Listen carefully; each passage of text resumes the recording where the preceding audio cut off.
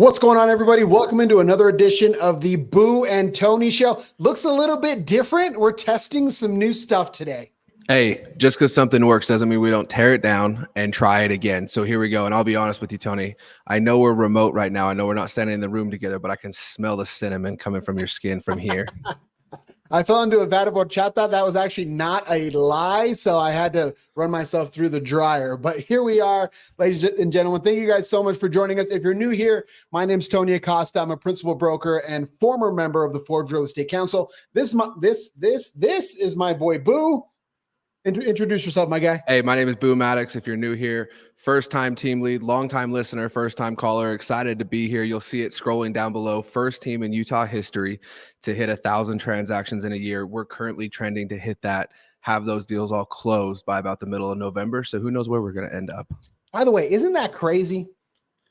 What do you think is different? What do you think is different? Let's get into this just a little bit before we get into the rest of the show. What do you think? Because you've been in this for a long time. I've been in this for a long time. What do you think is different that allows us to be the first team to hit 1,000 transactions in a year? I think this team understands how to run a business. I think we understand conversion rates. I mean, these guys are super nerds when it comes to how to sell real estate. Every single thing is tracked. You walk through both offices, you've got screens that have percentages, they've got conversion rates, they've got charts and graphs. And so when it's that intense of a results-based environment, I think it's natural. It's going to happen that way because the only thing that matters is transacting. We don't care about getting a bunch of likes. We don't care about being influencers, even though we do a little bit. It's just about selling property. And so the leadership team is at all times looking for opportunities. Are there alternative lead sources? How do we train our agents better? How do we make them better on the phones? Like, it's this obsession to sell real estate at the highest level, at a level higher than I've ever seen. And I just think that's what it takes. Yeah, and I think it's, like you said too, it's the focus on actual conversion all too often, especially as we've been grabbing these screenshots day in and day out. The amount of people that want to complain about every lead source under the sun, you would swear that none of them are good with the amount of stuff that we are able to screenshot up in this. So to me, I think it's making sure that just saying, hey, are the leads bad or are we bad? And I think that focus, that attention to detail, that level of scrutiny on ourselves and on the agents for this team are massive. And I think that the paces that we push our agents to is higher here than any other team in the state, meaning that the level of training that we are putting down, the amount of accountability that we expect from each agent in the door, from the leadership down, I think is higher here than anywhere else. So if you're not about that, if you don't like accountability, if you want to quote unquote be your own boss and tell yourself if you're doing really good, not the spot for you. And I'll close with that. I think that level of accountability does make some people uncomfortable. It just makes a lot of people uncomfortable. Some people don't want to see their numbers up on a board, or you've got the top 10, you've got the top 15. They're not up there. Now they feel some type of way. So, well, I think what that does, Tony, we've talked about this a bunch. I use your numbers all the time. I'm not doing production right now, so it's harder for me to say for myself. The most listings you ever had at one time was 4. Now you got 15 active. What's the difference? It's we're paying attention to where these deals are coming from. No doubt. Run your business like a business. All right, here we go, ladies and gentlemen. Let's get into it. Number 1 from N. Buen. All right, N. Buen. Getting your real estate license won't teach you how to sell. Most courses won't teach you how to sell. Every successful agent I've met has their own method to success, and none of them learned it from a course. It takes a special kind of person to succeed in sales. I've done courses. I've sold courses. I love courses. What do you say to courses, my guy? I think you're better off with a mentor, first things first. I don't think coaching is always going to be the answer. I think what this comes back to is, what is your motivation? I think there's too many people that get into real estate and they don't understand what their motivation is, and they're trying to find that motivation in courses, in these massive retreats, in these massive conferences that we love to go to. Real estate agents are conference junkies, Tony. We love conferences, and we go and we get motivated for 3 days listening to Tony Robbins knockoffs. And then we come back and all of a sudden we're back into the real world, and what happens? All of a sudden that motivation is gone that we had, and all of the to-do items that we came home from that conference with are just gone. They're out the door. They never get implemented. They never get practiced. So I think I agree with N. Buen to an extent. Having said that, though, I do think that like some of the skills that I have picked up have actually been from salespeople with outside of the industry, not from people within. I don't think that there's a lot of real estate agents that actually understand how to sell, how to lead gen. I think a lot of real estate agents are good at conversion once that lead comes in the door, but they're terrible at getting leads in the door. They have their systems. They don't know how to get leads in the door. And there's very few courses out there that I think can successfully teach you how to get leads in the door if your motivation is lacking. No doubt. And I'll speak from experience. I do agree with the mentor point without a doubt, because somebody that is boots on the ground with you day in and day out that can help you navigate your specific situation, I think definitely has value. It gives more context. You have better conversations instead of just a pre-recorded thing that you're just going through. That said, though, when I first got into real estate, I had a great mentor for certain things. So he coached me to do things his way, and I learned a ton. But there was a whole different skill set that at that particular moment in time, he didn't quite believe in yet, social media, things like that, that I didn't get. And so here, I think you have to be careful. It's how do you craft a well-rounded skill set, but at the same time, not getting distracted with the shiny object syndrome. So do I think courses have a place? I do, because to your point, if there's somebody outside of the industry that you otherwise wouldn't have access to, and you can buy some of their knowledge, that can give you some nuggets that you can then go implement. But what often happens is we go from course to course to course to course, never really implementing anything. And so I think that if you can find a balance between an in-person mentor, online resources, and you're always trying to educate yourself, but implementing what you learn, I think that's the best route in my opinion. I think as we saw the rise of the solo agent over the last 10 to 15 years, that's really become the cool thing to do within our industry, is to be a solo agent. It doesn't matter if your production sucks. It doesn't matter what anybody thinks. It was cool to be a solo agent and to tell everybody, hey, I'm a solo agent doing this on my own. I think that is what has made courses a necessity. My opinion, though, is that as real estate continues to develop and progress, you're going to see the team model start to stand out more and more and more. And I think that you're going to see some of those courses start to lose their steam to an extent. You're going to start to see the necessity for courses go down, because as a team, I think you would be hard pressed to find a course that was training something in real estate that our team is not already providing for you via your splits, so that you don't have to go and pay for something outside of what the team is providing for you. I agree. And I think that with the rise of AI, it's going to be tougher. Just ask chat whatever you need to know. And it'll spit it out for you. All right, here we go. Next one. Roll it. The 203K way. This guy talks a lot of trash, by the way. 203K. That's okay. Way. That's okay. We like him. I've said this before, and I'll continue to say it. You absolutely need money to get started in real estate investing. This is not a broke person's game. You don't need much to start, but the more you have, the easier it'll get. One of my pet peeves, Boo Steven Maddox, is this whole thing of no cash, no credit, no nothing, no risk. It's free money. It's super easy to do. And I have seen that become disastrous for so many individuals, whether they want to get into rentals and they want to use a down payment assistance, Utah housing, house hacking strategy to where their interest rate is high, their payment is high, they've got a second loan that's an even higher interest rate, and now they're upside down. Now they even if they wanted to rent it, they can't. Or people that want to get into flips don't want to put any money, don't want to have any skin in the game.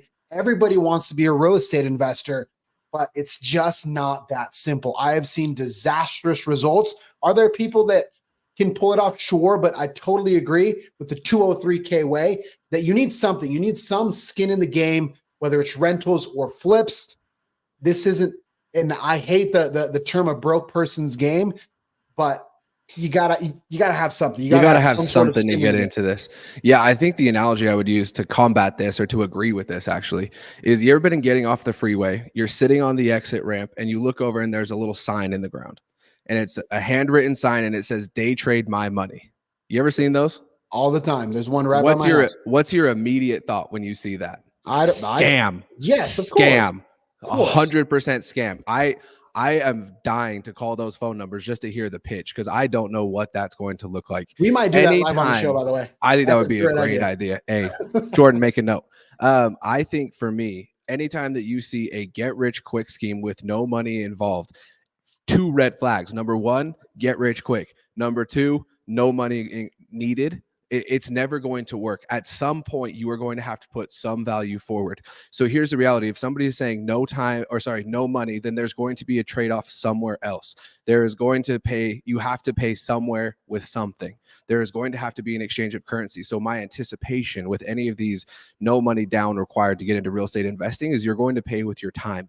Now you have to understand there is going to be a financial value. If you're the one that's going out and finding the deal, creating the deal, that's where the money is. So if you're willing to do that and that's your leverage to get into a deal, you're better off to go and find the deal, bring in your own partners that can help provide some of the capital and take some of the risk off of you. To me, though, anytime that somebody is saying no money needed to get started in real estate, number one is a liar. Number two, you're going to be paying with something other than money at that point. Be very aware before you get into it.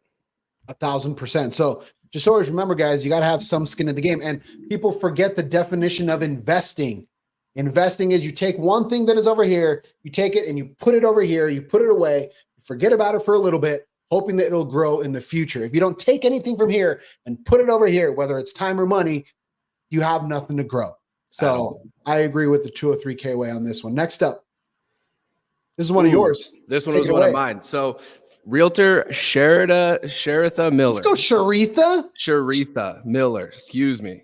Happy anniversary to me. Today marks 27 years of being a realtor. So first things, round of applause. Hey, let's go, Sharitha. Good for you. 27 years in this business is a really, really long time.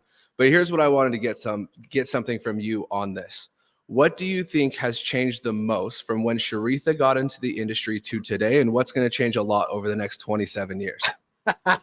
So first of all, I would love to get Sharitha on the show. Sharitha, if you watch this, I'm going to tag you. Come on the show, because for the life of me, I don't understand how people did showings before GPS. Like, that must have been a disaster. The contracts where you had the yellow slip and the blue slip and the pink slip and the green slip, and you had to go drive around and hand deliver these contracts. It's incredibly time consuming, pulling out the map, going through, there's this street, and then hold on, and then pinning stuff and making sure you understand your route. Just a complete disaster pre-internet. And so I think that I guarantee you that Sharitha loves the internet. She has that context. She understands how much easier it is now to do some of those things. And I think now this profession, instead of being a runner, becomes more of an intellectual game, more of a strategy game, more of a consulting game, instead of somebody that is just being a runner with documents and GPSs and things of that nature. So without a doubt, number one with a bullet would be the internet. I cannot imagine being an agent with no internet. Yeah, the amount of MapQuest forms that Sharitha would have had in her passenger seat floorboard would have been crazy. The amount of Starbucks cups I have, each one of those would have been replaced with 5 different MapQuests. So shout out to Sharitha for fighting through, because that's crazy. I think it's super important to highlight too, when she first got started in the industry, the biggest advantage, the biggest value add that you had as an agent is that if anybody wanted to see what was available in their local market for sale, you had to call Sharitha. That has absolutely flipped on its head since the invention of Zillow, Redfin, Homes.com, every one of these platforms that is scraping data from the MLS and making it publicly available. So nowadays, what is your value add, Sharitha? Because it is not the same as it was 27 years ago. I think it's also interesting to highlight, I think that there have been 2 massive innovations since Sharitha started. The fax machine was a massive one, so she didn't have to be running like that. And number 2 was DocuSign. But other than that, real estate for the most part has been largely undisrupted.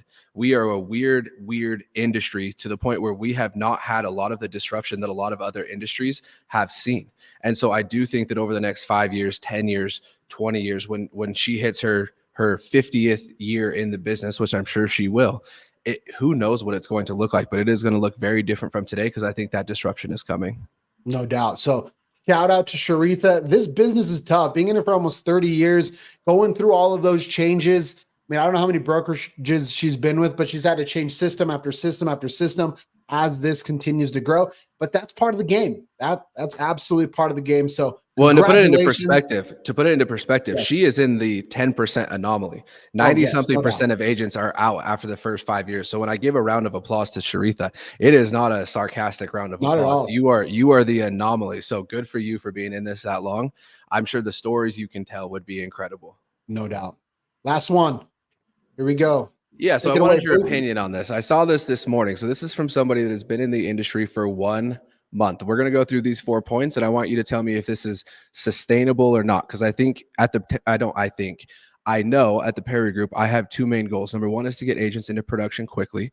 Number two is to get agents into sustained levels of production for a long time. All too often, we see agents that get into this, they have a good couple of months, and then they get burned out and they're done because of the way that they approach the business is unsustainable. So we're going to go through this, and I want you to tell me if this is sustainable or not sustainable and give us some context. Number one, let's start at the beginning from Aaron Beltran Realty. 4 things I've learned after my first month as a realtor. Number one, if you're not able to cold call and door knock, choose another profession. Sustainable or unsustainable? Unsustainable. Here's why I say that. Because it depends on the personality. It absolutely depends on the personality. Cold calling and door knocking is one way to generate business, but it is not the only way to generate business. And if that doesn't fit you and you come in believing that that's the end all be all and you can't handle that kind of rejection, even though I agree that you have to thicken your skin a little bit, and that could be a mechanism to do that, a lot of people are not going to be able to handle it. And a lot of people are going to quit based on that, when maybe there could be other ways that they could go out and generate business that would be more effective for their specific personality. Yeah, I think that this can be sustainable for a short amount of time. And we talk about this every day with the agents that are in the office.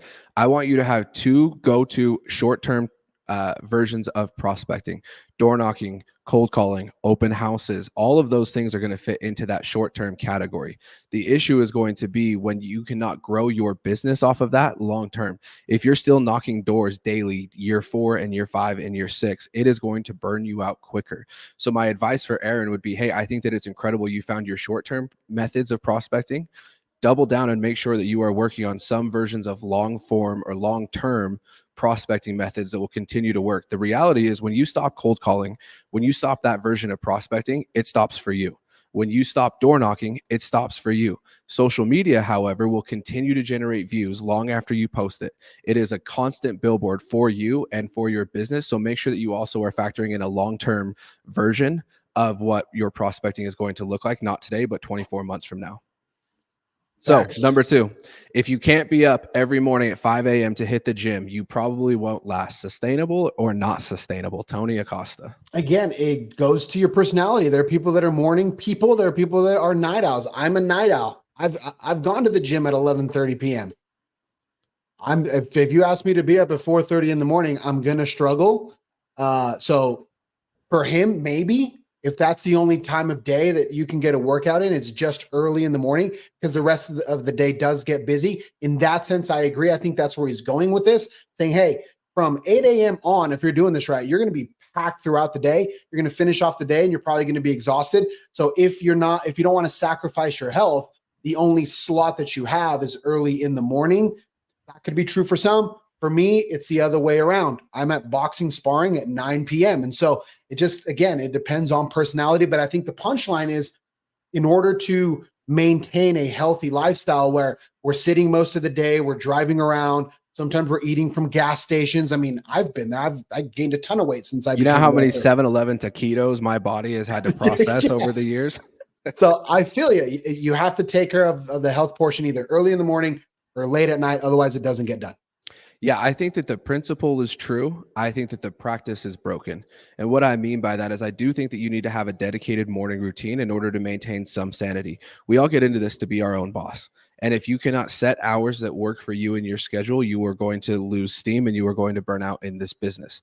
Where I say the principle is correct, but the practice is wrong. With all due respect to you, Aaron, I have been in this longer than you and I have sold more houses than you. My best month was probably better than your best year so far. And I did that all without waking up at 5 a.m. So I don't think that you absolutely have to wake up at 5 a.m., but I do think that you have to have some sustainability and some version of a schedule. That's why we have office hours. Everyone thinks we have office hours because I want to be a dictator and tell everybody when and where you have to be at all times. No, a little bit. Yeah, a little bit. But the bigger reason is because I want you to have a schedule that I think works the best for you to be in that second goal that I have, which is long-term sustained success in this business. So facts. Right principle, wrong practice, in my opinion. Number 3, if you can't spend hours in the car while listening to audiobooks, you won't grow. So the audiobooks part, maybe not. The spending hours in the car at first, absolutely. Absolutely. That that was tough for me because when I started out as a showing agent, I was going all over the place. I wasn't hyper local. So for those that are here in Utah, you'll understand the analogy. But I lived in Provo, and I was driving to Roy and North Logan and Ogden every single day, driving to Santa Quin. So I was probably covering a 100-mile radius, sometimes even a little bit more than that, with my showing. So yeah, I sat in traffic I've spent weeks of my life stuck in traffic on I-15 waiting to get from point A to point B. So if you can't handle that, absolutely, that's going to be difficult. The audiobook point, I love audiobooks. Again, not everybody does. Some people are going to be paper readers in the morning or at night. But yeah, without a doubt, my back started to have issues because I was sitting all day. It's not easy. You burn through tires, you burn through fuel. And if that's going to cause issues for you, and if all you're going to do is complain that your car's breaking down because you're putting 200 miles on it per day, then yeah, that's going to be tough. Yeah, I think once again, right principle, wrong practice. And I think that it's important to be always growing and doing whatever you can. But going back to the burnout, I did this. I did this where I was trying to maximize every single minute of every single day. And I have learned for myself that energetically is just as important as what you're putting into your mind. Meaning that if you are just energetically exhausting yourself because you're not allowing yourself, I used to listen to Post Malone on repeat during my biggest year, right? That was in the radio, that was on the speakers when I was taking a shower. That was everywhere for me during those biggest years. And that was kind of a shift that I made when I was like, hey, I need to just unattach from this just for a minute because this is a grind. This is exhausting. And if you are forcing every hour trying to make this work, I think it's important. We talked about it 2 days ago when we were talking about the lift that is required in your first couple of years. So I think what Aaron's doing is important. But I think I would also say, hey, it's okay to let loose sometimes when you're on a drive. Put some music on and kind of detach from it for a second. And I think that energetically you will be better for it. 100%. Number Next one. 4, if you can't speak positively over everything, you will have difficult days ahead. So here's the thing with this concept that I've done podcasts about in the past of toxic positivity. Some things are not positive, my guy. Like they're just not. Like they're shit you have to figure out. And so I have found more valuable to, if there's something negative, to focus on it in order to solve it. Because we can all just trick ourselves that everything's fine, everything's beautiful, everything's great, everything happens for a reason. God gives his greatest battles to his best warriors. Like we can put that on Instagram. That's fine. But the reality is, in this business, you need to become a problem solver. So are there going to be negative things that you have to face? Yes. I wouldn't, I'm not saying Aaron does this because I don't know Aaron, but I wouldn't just throw a positivity blanket over it. You have to dive into the negative, stare it in the face, and solve it in order to be an effective agent.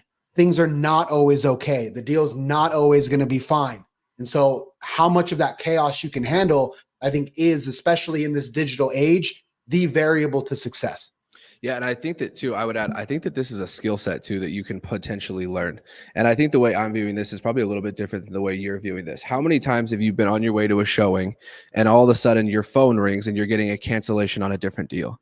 You're getting a low appraisal on another deal. Like there's so many negative things that can happen in a transaction that have nothing to do with the next transaction. So I do think that there is some skill development that can take place that not a lot of agents have. The reality of it is, Tony, if you're going to work with some buyers and your sellers just had something go wrong on their listing and you show up and you take that energy into your next showing with that, it will hurt those buyers. It will make a negative experience for those buyers. So I do think that there's some skill set that needs to be gained here from agents. Like the amount of times that I had people that were walking into my model home as I was getting a cancellation on something, and you got to close your laptop and act like everything's fine. I do think that that is a skill set that not very many agents have, and they need to focus on building it. Buyers don't give a shit if your other deal is falling apart. They don't care. And the second that you bring that negativity from that transaction into this one, you're putting yourself behind the 8 ball before you even get out of the car. I agree with that. I think that is 100% spot on. So the way I always think of it is, how much chaos can you solve for? How much can you handle without breaking? For a lot of agents, that is painfully low. As soon as if they sense anything starts to go wrong, they call you, they yell at you, they freak out. So if you're going to be good at this, learn to relax, chill out, deal with it, solve it, communicate it, and you'll be fine. But if you lose your head over the smallest inconvenience, you're going to hate this business like you have no idea. Yeah, and that wraps it up for today's show. Remember, don't be a part of the 70% selling 4 houses. Don't be a part of the 70% that watch this without being subscribed. We're excited about this next week. Tell us a little bit about what you got going next week, because you're not in the office today because you're preparing for something that you've never done before, as far as That's I'm aware. right. So as you guys know, we are members of Real Brokerage, the fastest growing brokerage in the world, publicly traded company. Real has their conference called Real Rise in Vegas, the yearly national conference. I'm going to be speaking at the event. The whole team is going to be there.